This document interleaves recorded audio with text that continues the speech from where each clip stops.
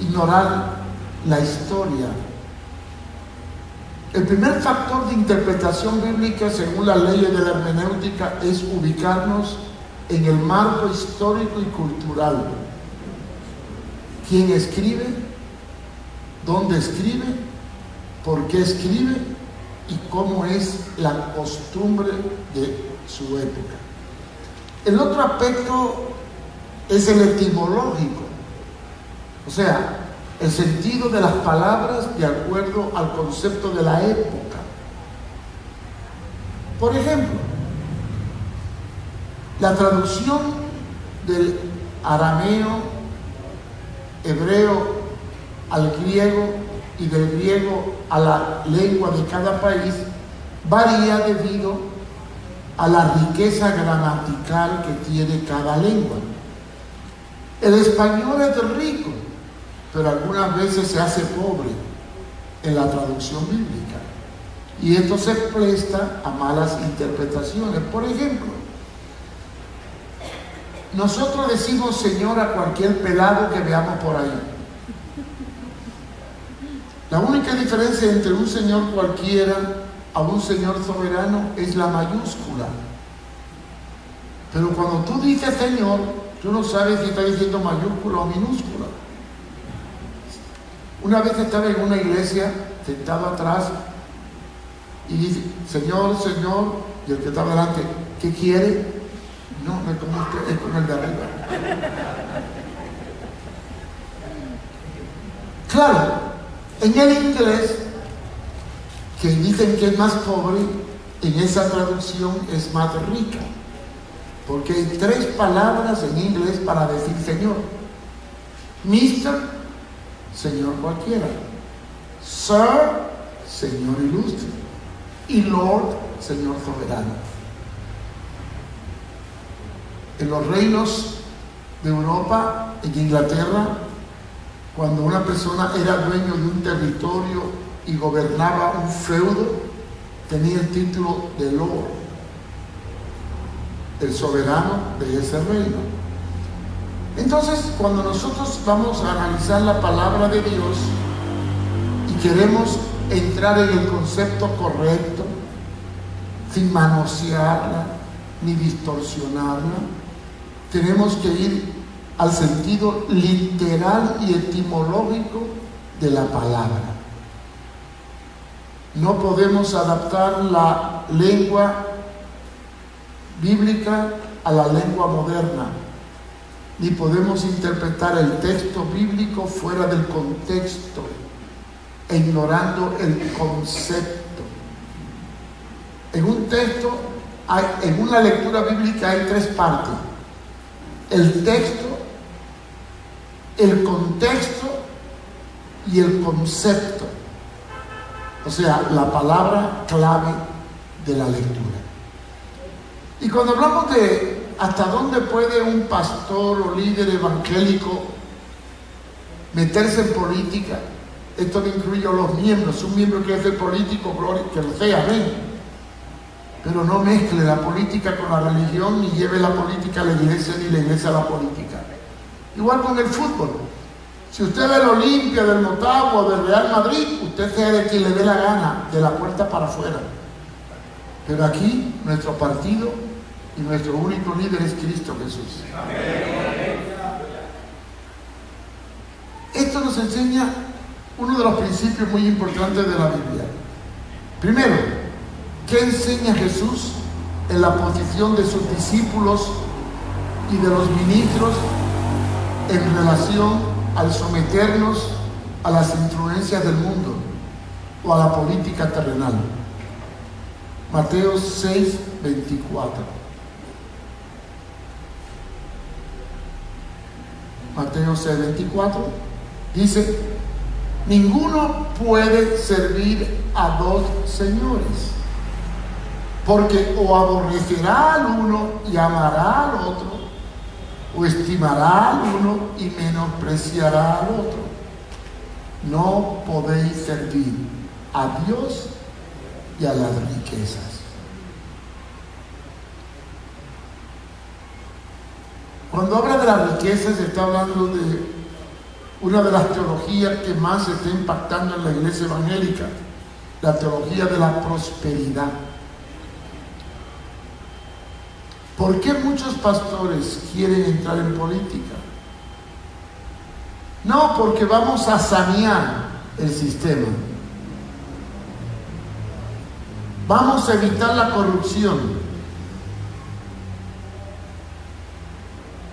¿Cómo podemos arrancar la codicia y la ambición del corazón del hombre si no hay una transformación por dentro?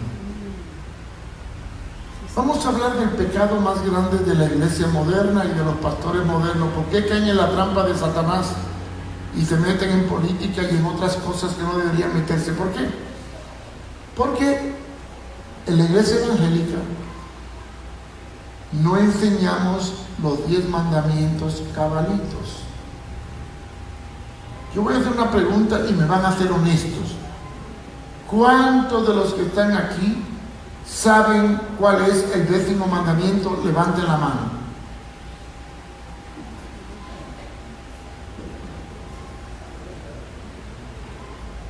¿Cuántos saben qué dice el 10º mandamiento? Levanten la mano.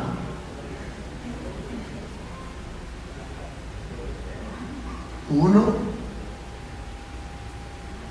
Y están estudiando teología.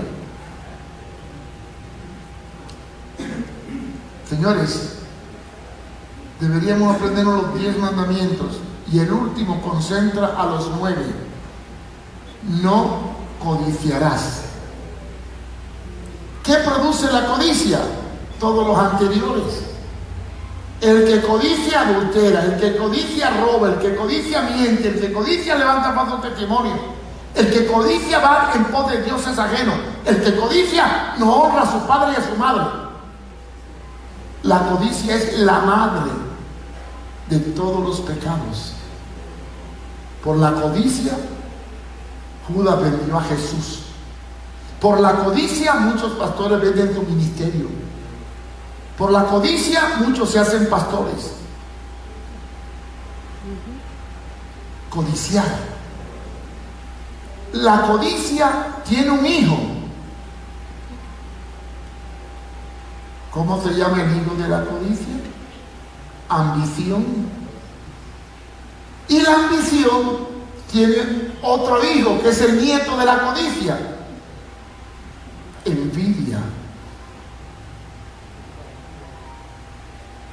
Yo codicio porque y concibo la ambición y quiero tener lo que otro tiene. Envidia.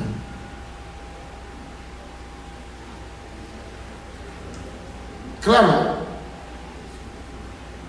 cuando servimos a dos señores, cuando buscamos las cosas materiales, automáticamente traicionamos las cosas espirituales. Ahora la pregunta es, no es que no voy a pensar en lo material.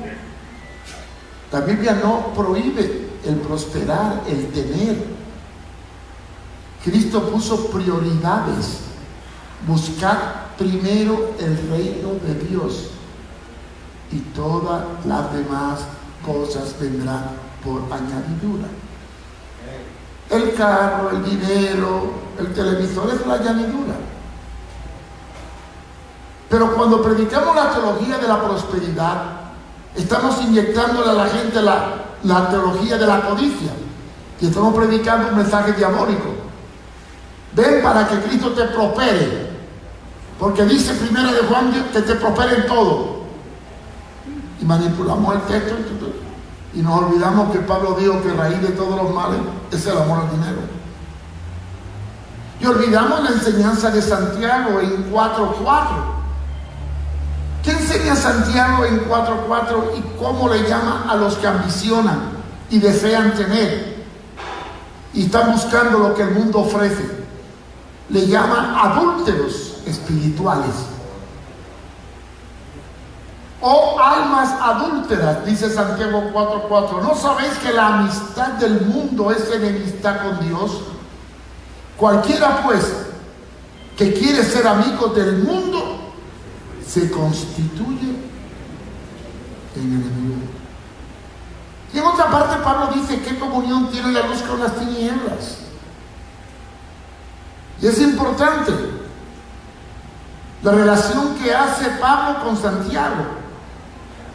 En 2 de Corintios 6:14, y este texto todos los pastores lo usan mucho, más que nada cuando un muchacho de la iglesia se enamora de un inconverso, y hablamos del yugo desigual, siempre en relación al noviazgo o al matrimonio, pero este texto tiene un sentido mucho más amplio. Dice 2 de Corintios 6:14, no os unáis en yugo desigual con los incrédulos. Yugo. Ahora viene la etimología de las palabras. Yugo. Pablo habla mucho de yugo en Corintios. Por ejemplo, cuando habla de la mujer o el hombre que es abandonado por el incrédulo, en 1 de Corintios 7:14-15 dice que si el incrédulo se va, que se vaya, porque no está el hermano o la hermana sujeta a yugo de servidumbre.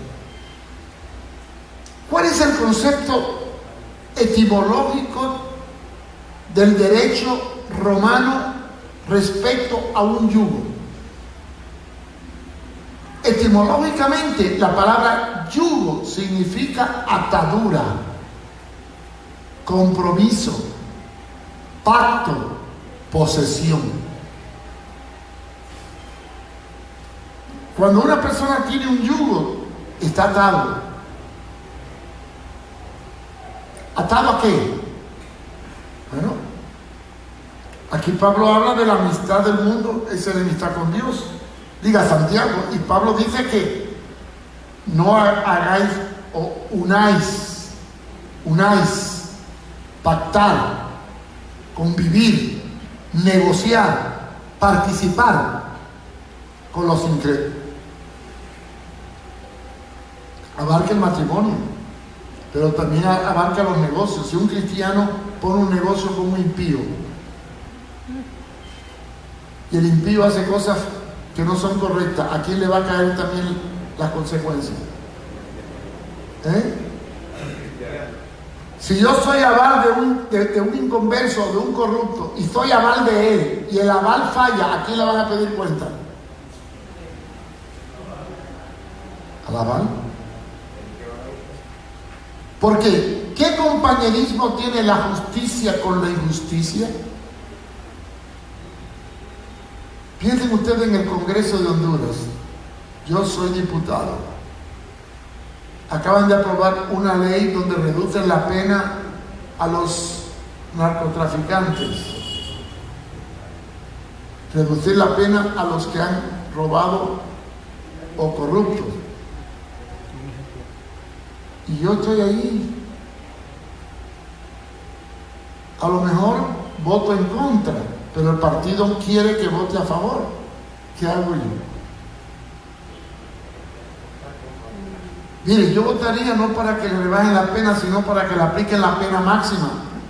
Y si pudiera, que establecieran la pena de Singapur. No voy a hablar de eso porque olvídense. Además, lo estoy televisando. Si somos hijos de justicia, no podemos convivir con la injusticia. Y a mí no me hagan con cuento.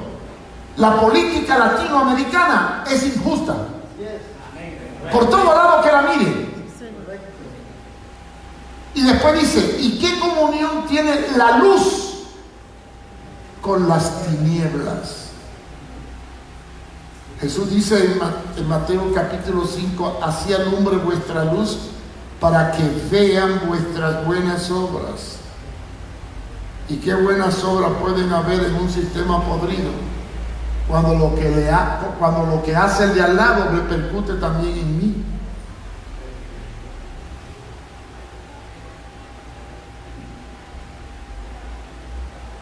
Algunos dicen, bueno hermano, es que no tiene nada de malo en que nosotros participemos en política, si al fin y al cabo puedo sanear la sociedad.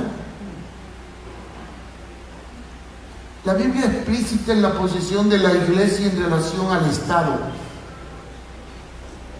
La Biblia es explícita en que la iglesia y el Estado no caben, ni se pueden unir, ni pueden pactar. Porque cuando hablamos del Estado o del gobierno o de la política, hablamos del mundo.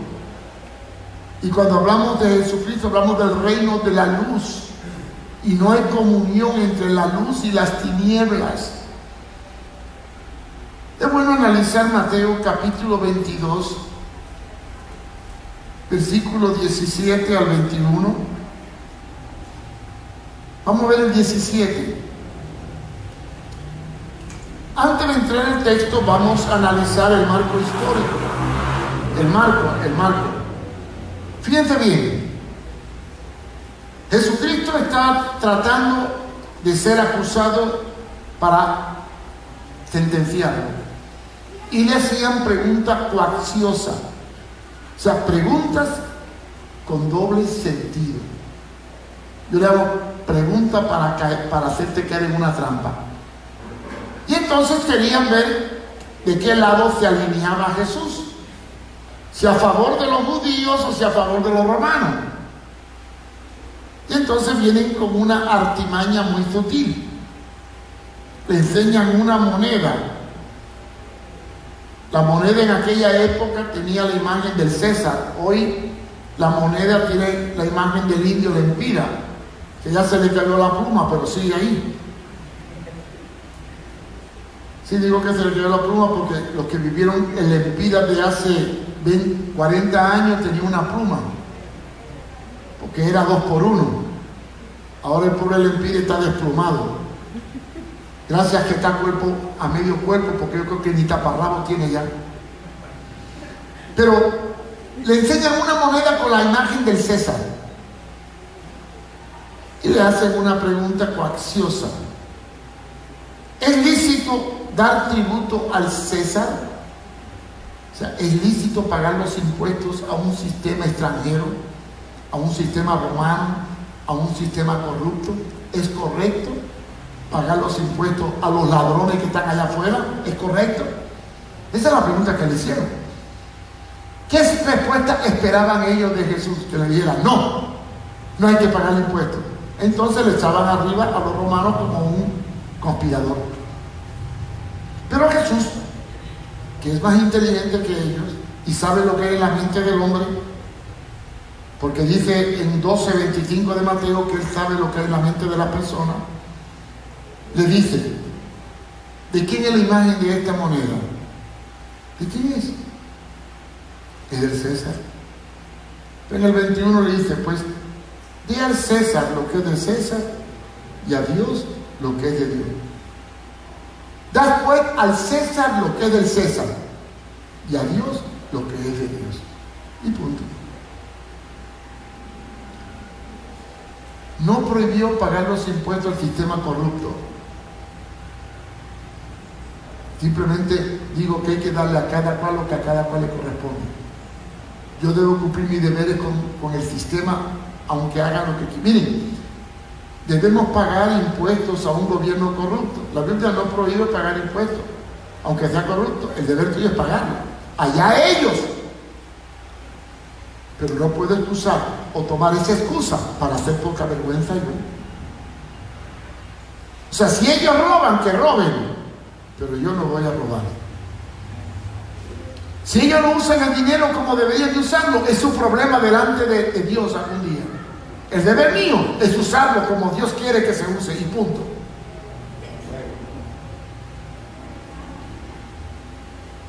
Acuérdense que Jesús sabía lo que había en la mente de la gente.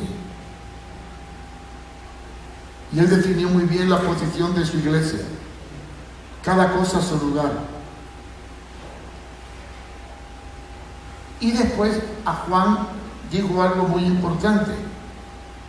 Cuando habló de los 2 reinos. ¿Quién es el príncipe de este mundo? ¿Le pregunto? ¿Quién es el príncipe de este mundo? Correcto. ¿Y quién es el que va a atar a Satanás? ¡Hablen! ¿Y cuándo lo va a atar? Apocalipsis 19, cuando se consume el final de la gran tribulación. Mientras tanto, ¿qué va a hacer Satanás? engañar. Porque ¿a qué vino Él? Ok. ¿Y a qué vino Cristo? A deshacer las obras del diablo, no a nivel de política ni a nivel del mundo, sino a nivel del hombre que nace de nuevo. Entonces, la transformación no depende de una ley, de un gobierno, depende de una experiencia personal con Jesucristo. Ahora, yo quiero que vayamos un poquito más profundo. ¿Puede un pastor o líder ocupar un puesto político de elección popular? Si renuncia al ministerio y coloca la Biblia al lado y no mezcla la iglesia con la política, no hay problema. Pero ¿saben? Yo, embajador de un rey, descender al nivel de un mundo corrupto, eso es vergonzoso.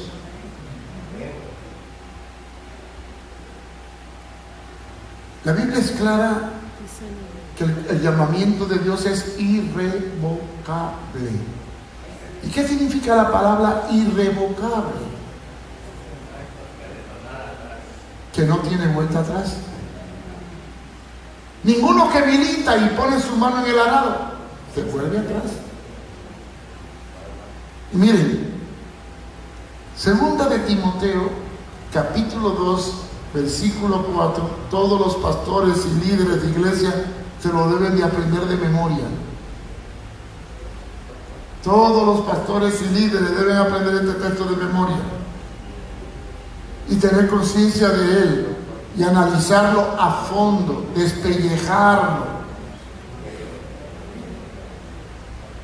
Ninguno que milita se enrede en los negocios de la vida a fin de agradar a aquel que lo tomó por soldado. Ahora, hay que analizar el sentido de las palabras. Milita. Segunda de Timoteo 2:4. Ninguno que milita. Militar es pertenecer a un grupo determinado, alistarse en un ejército, formar parte de un grupo especial, capacitado e entrenado para una misión especial. ¿Quiénes de ustedes han estado en el ejército alguna vez? Levanten la mano. Cuando tú estás en el ejército, tú no puedes pensar en otra cosa. Tu tiempo está sujeto al ejército. Tus permisos están sujetos al ejército. No te levantas cuando tú quieres, cuando te levanten. No puede hacer negocio por fuera. No puede ir a ver a la mujer cuando le da la gana. No puede meterse en política. No puede alinearse. Ninguno que milita, ninguno que se enlista en el ejército, se enreda en asuntos fuera del ejército. Porque si lo hace, lo expulsan o lo llevan a un consejo de guerra. ¿Y por qué? Porque tiene que agradar a aquel que lo alistó como soldado. Un pastor pertenece al ejército de Cristo. Su capitán es el Señor. No puede obedecer a más nadie. No puede comprometerse con los sistemas de este mundo. Porque la amistad con el mundo es enemistad con Dios. Yo quiero que veamos ahí mismo en 2 de Timoteo capítulo 2, ahí mismo, bajemos un poquito abajo. Pablo hace varias comparaciones del ministerio, usando el atleta, usando el sembrador, pero llega un momento en que Pablo toma un principio muy grande en cuanto al fundamento del ministerio. Fundamento del ministerio. En el versículo 19, Pablo ratifica lo anterior: el militar, el pelear, y dice: pero el fundamento de Dios está firme. Fundamento. ¿Qué es fundamento? Miren, yo acabo de inaugurar ayer un módulo en el proyecto Victoria, que para eso vino la directora. Y si ustedes supieran que me demoré 1 mes y medio en el fundamento, y gasté más dinero en el fundamento que en las paredes. Piedra, arena, hierro, grava, cemento, cantidad. 1 mes y pico para hacer el fundamento. Y en una semana levantaron las paredes. ¿Qué es el fundamento? Lo que sostiene un edificio. Si una pared se raja, es porque el fundamento está malo. Entonces, para que algo se sostenga, tiene que tener un fundamento sólido. Pablo nos habla en Corintios que él, como perito arquitecto, puso el fundamento, pero cada uno edifica encima. ¿Qué es el fundamento en relación al llamamiento al ministerio? Tus convicciones, tu discernimiento, tu conocimiento de la palabra. Hoy en día perdemos más tiempo en cantar que en estudiar la Biblia. Hoy en día leemos la Biblia a la summa marumba. No penetramos al fondo del sentido. Pero el fundamento de Dios está firme. Ahora, ¿sabemos cuál es el fundamento del llamamiento y del ministerio y del mensaje de la Biblia? Cuando sabemos el fundamento, hay una gran diferencia entre un cristiano con fundamento y un cristiano sin fundamento. Santiago habla del cristiano sin fundamento como la ola del mar que es llevado de aquí para allá. Pablo dice que es de doble ánimo. Lo define como inconstante, cambiante, voluble, que cualquiera le come el cerebro porque no sabe dónde está parado. Pero cuando el fundamento está firme, y firme en la palabra, Cristo es la cabeza, el ángulo del fundamento, entonces conoce el Señor a los que son suyos. Los conoce. ¿Y en qué lo conoce? En que se aparta de iniquidad todo aquel que invoca el nombre del Señor. ¿Qué significa iniquidad? Esta palabra, escatológicamente hablando, tiene un gran significado para entender lo que está pasando en el mundo cuando se aprueban leyes contrarias a la moral cristiana y definen lo que le va a ocurrir a los cristianos que tienen fundamento. Lástima que no hay mucho tiempo de entrar un poco más profundo, pero yo solamente quiero que veamos el sentido de fundamento en relación a lo que la Biblia dice. Yo quiero que busquemos 2 de Tesalonicenses.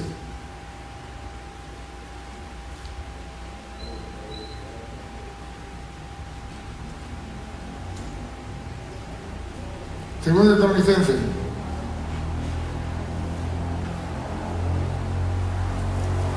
Capítulo 2. No vamos a perder el del fundamento. Apártese de iniquidad. Vamos a hablar de la iniquidad. Un ministro tiene que apartarse de iniquidad. Ahora, ¿qué papel desempeña la iniquidad en los últimos tiempos? 2:3 de Segunda de Tesalonicenses. Nadie os engañe en ninguna manera. Nadie os engañe. Nadie os engañe.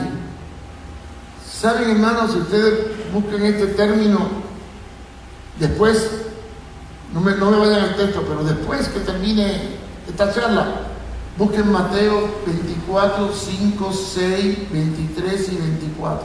Después lo buscan. Jesús dice 5 veces engaño en los últimos tiempos. Y Pablo ratifica, nadie os engañe. Ahora la pregunta es, ¿quiénes son los que serán engañados? Los que no tienen fundamento. ¿En qué consiste el engaño? En llevar a muchos cristianos a la iniquidad. ¿Qué es iniquidad? Maldad, pecado, impiedad. ¿Y qué dice escatológicamente la Biblia sobre los últimos tiempos? Nadie os engañe de ninguna manera, porque no vendrá sin que antes venga la apostasía. Apostasía, claudicar de mis principios, negar la fe, echar por la borda todo lo que me sustenta. Y se manifieste el hombre de pecado, el hijo de perdición. Ese hombre de pecado está hablando del deterioro moral de la sociedad de los últimos tiempos, y lo compara con el hijo de perdición, que era Judas Iscariotes, porque en los evangelios se llama el hijo de perdición. Ahora, ¿por qué Judas fue el hijo de perdición? Por la ambición. Entonces, ¿en qué consiste la iniquidad? En una ambición desmedida que nos lleva a caer en la trampa de la maldad. ¿Cómo nosotros podemos saber cómo trabaja el diablo? Estudiando su estrategia a través de la historia de la Biblia. ¿Cuáles son? Hay dos cosas importantes. La estrategia del diablo depende de la debilidad del hombre. Porque Satanás, según Santiago, no tiene el poder de poner el deseo. Satanás no puede llevarte a beber, ni te puede obligar a pecar. Si Satanás pudiera obligarte a hacer lo malo, sería más poderoso que Dios. Porque Dios tampoco te puede obligar a que te conviertas. ¿Qué dice Santiago? Que caemos en pecado cuando somos atraídos y seducidos por nuestra propia concupiscencia. ¿Qué es concupiscencia? Deseos. Ahora bien, ¿cuáles son las características de la naturaleza del hombre? ¿Cuáles son las tres debilidades nuestras? Las tres F: falda, fortuna y fama. Casi todos los pastores que dejan el ministerio y caen en pecado es por una de estas tres cosas: falda, fortuna y fama. ¿Cuál es el área más vulnerable del hombre para caer en iniquidad? La codicia, que produce la ambición, el deseo de poder, el dejarse seducir por lo que el mundo le ofrece. Razonemos. Satanás tentó a Cristo en el desierto. Primero le ofreció el pan, no pudo doblegarlo con el pan. Pero lo último, usó el arma preferida que más prevalece en la iglesia y que más está triunfando en las mega iglesias. Le ofreció las tres cosas que son el talón de Aquiles del ser humano, el lado débil. Todos estos reinos te daré si postrado me adoras. Todos estos reinos te daré: riqueza, fama y poder. ¿Qué es lo que está matando hoy y llevando a muchos pastores a claudicar del ministerio? El deseo de riqueza, el deseo de fama y el deseo de poder. El de riqueza, buscar la teología de la prosperidad y mercadear con el evangelio.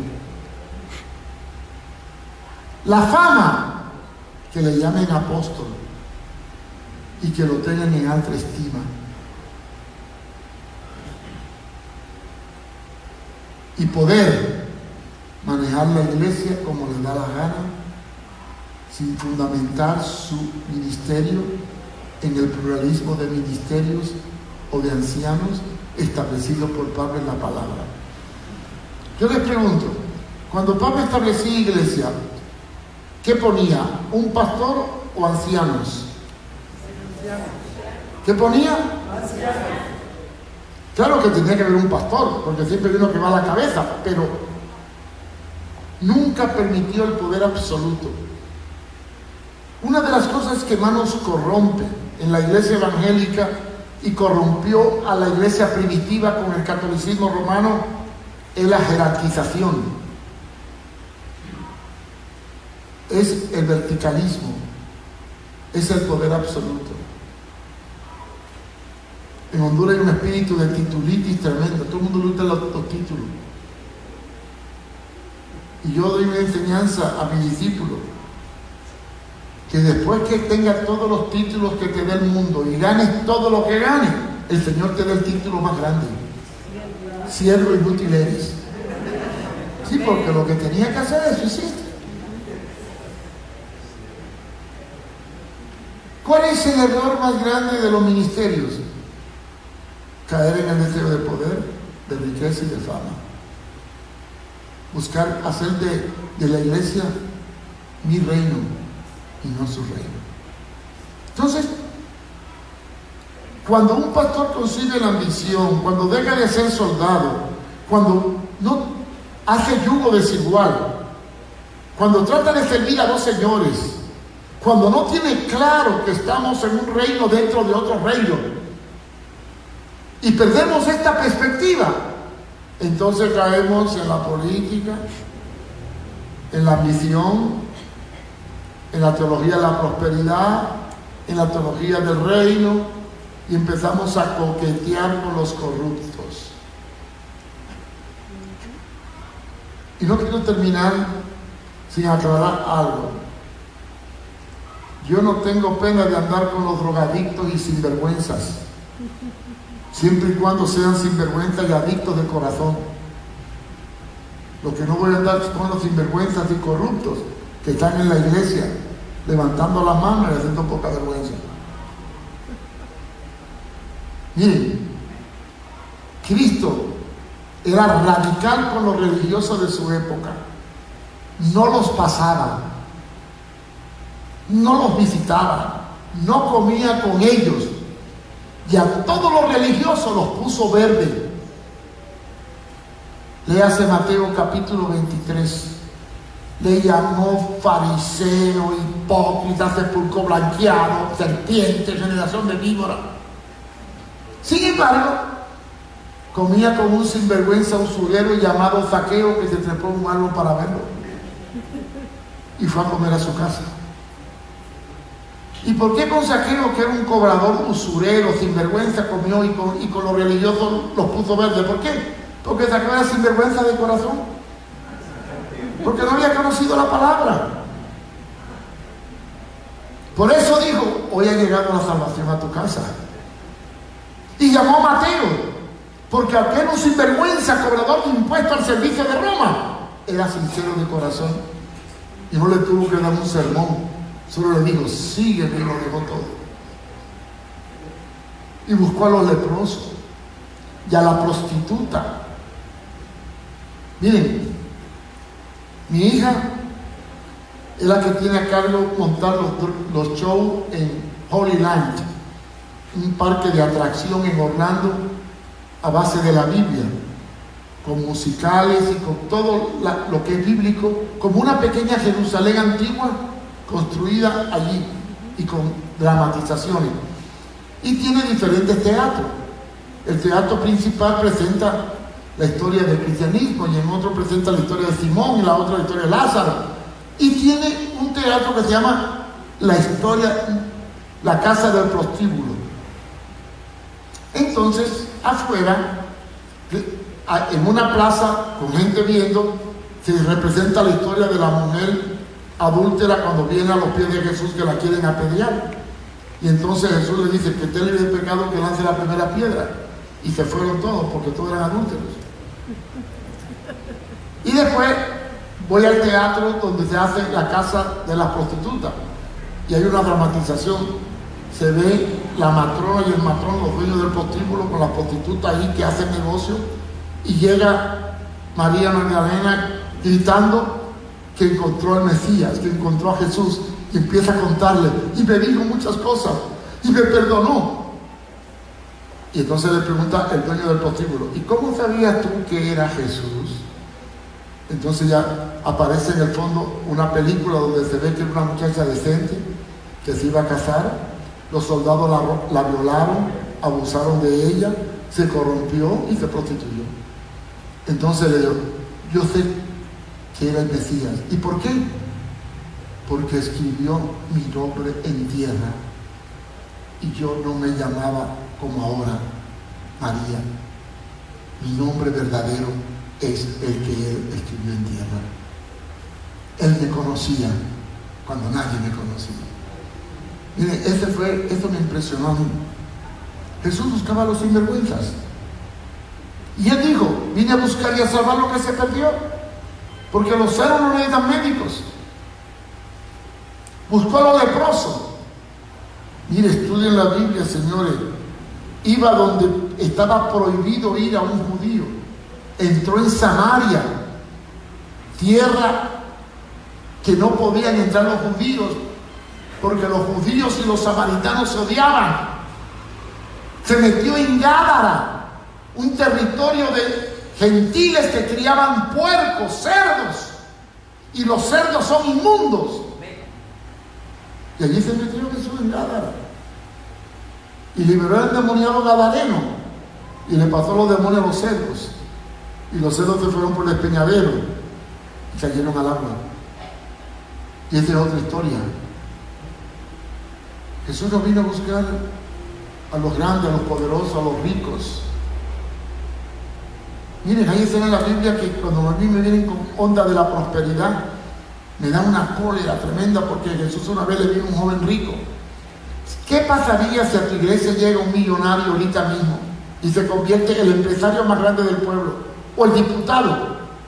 Yo estoy seguro que lo reciben en la puerta, lo sientan al frente, a los pocos días ya lo ponen como diácono o tesorero, porque va a dar buenos diezmos.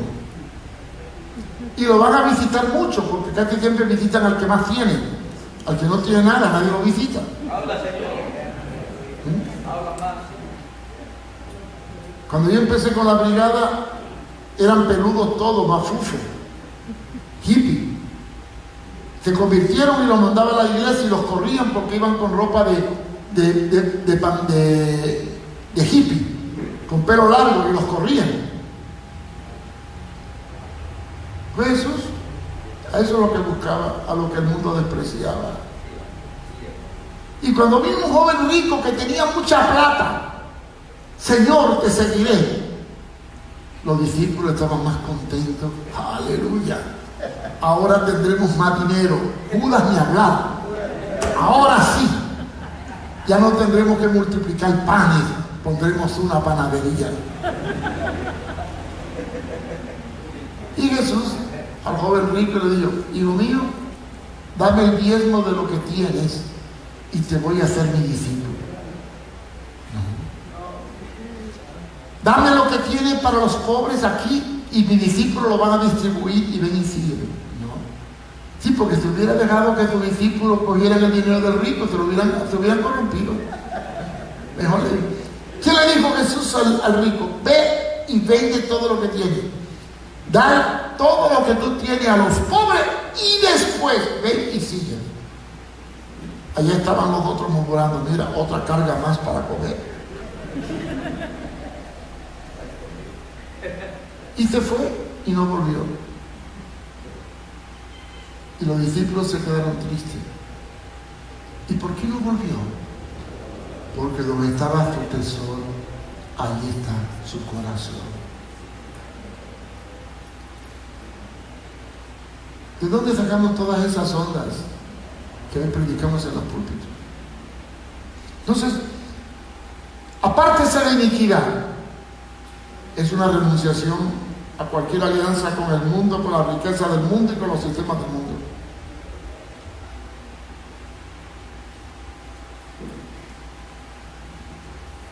Somos los únicos que podemos ser reconciliadores y pacificadores en medio de la división que vive el país.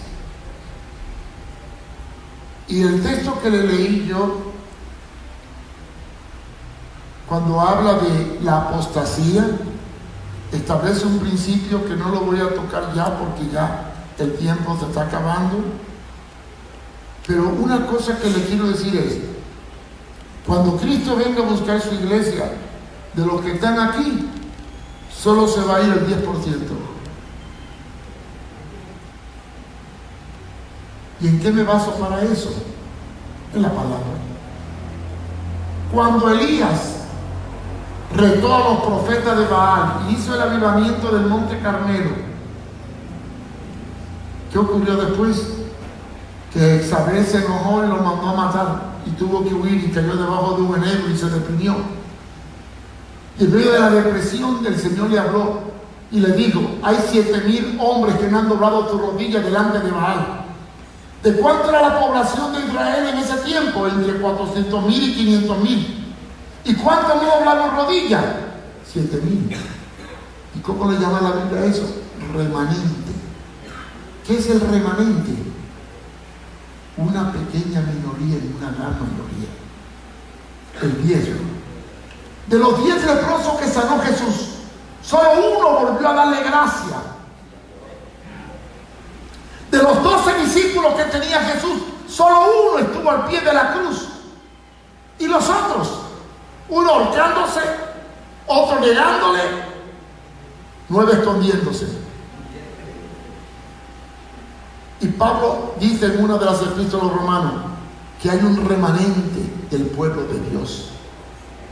Y Cristo dijo: son muchos los llamados y pocos los escogidos. ¿Por qué? Porque no es el que dice Señor, Señor, sino el que hace la voluntad de mi Padre que está en los cielos. ¿Cuántos pastores se venden? ¿Cuántos líderes son comprados? Hay cosas que no puedo decir, pero las voy a decir. Una vez me dio un pastor: ay, hermano, mire, es que la iglesia me ayuda tan poco, pero ellos me ofrecen una mejor ayuda, así que me voy a ir para allá. Y la iglesia, no, que se las arregle como puedan. El pastor su vida da por las ovejas. Ese tipo de ministerio que se entrega, que está dispuesto como San Pablo a trabajar con sus manos si fuera necesario. Hoy en día la ambición nos está arruinando. La visión. Por culpa de la ambición hemos perdido la visión. Y olvidamos que Dios nos mandó a buscar y a llamar a los que están perdidos. Porque lo necio, lo débil, lo menospreciado, lo que no es, Dios escogió para deshacer a los grandes y a los poderosos. Así que, hermano, si usted tiene un compromiso con el Señor, tiene que tener fundamento firme. Apártese de iniquidad, de codicia, de ambición, y dése de lleno ayudar al que se pierde. No se avergüence del Evangelio. Predique a tiempo y fuera de tiempo. Si te pagan, bien. Y si no te pagan, también. La palabra no se vende. La gracia es gratuita. Y hoy no podemos seguir mercadeando con la palabra de Dios. Si eres pastor, sé fiel a tu iglesia, a tu misión, a tu llamado. Y si algún día claudica, cuídate, porque horrenda cosa es caer en manos de un Dios vivo. Y no lo digo yo, lo dice el libro de los Hebreos. Así que, hermano, no venda tu ministerio, no te rebajes, no te rebajes. Sé un siervo de Cristo con fundamentos sólidos, porque Honduras se hunde y la única esperanza es que la iglesia predique el evangelio completo.